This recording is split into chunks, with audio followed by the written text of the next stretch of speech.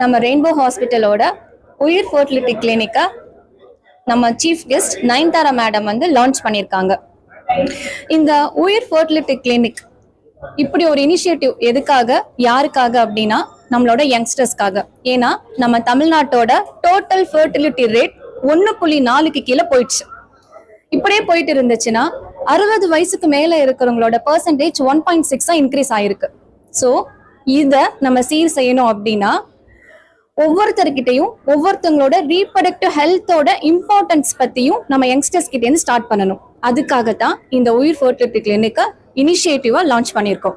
Fertility அப்படின்னாலே IVF பத்தினது மட்டும் இல்லாம, பிரெக்னன்சி பத்தினது மட்டும் இல்லாம, ஒவ்வொருத்தரோட ரீப்ரொடக்டிவ் ஹெல்த்தை பத்தின ஒரு அவேர்னஸ், ஒவ்வொருத்தரோட ரீப்ரொடக்டிவ் ஹெல்த்துக்கு கொடுக்க வேண்டிய முக்கியத்துவத்தை பத்தி இந்த உயிர் ஃபர்டிலிட்டி கிளினிக் மேம்படுத்தும். நிறைய பேர் வந்து ஃபர்டிலிட்டி ட்ரீட்மெண்ட்னாலே நமக்கு கிளினிக் போனாலே வந்து ஐவிஎஃப் ட்ரீட்மெண்ட் சொல்லிடுவாங்க, அதுதான் ஒரே ஆப்ஷன் அப்படின்னு நினைக்கிறாங்க. பட் அதை மாற்றுறதுக்கு தான் மெயினாக இந்த லான்ச்சு.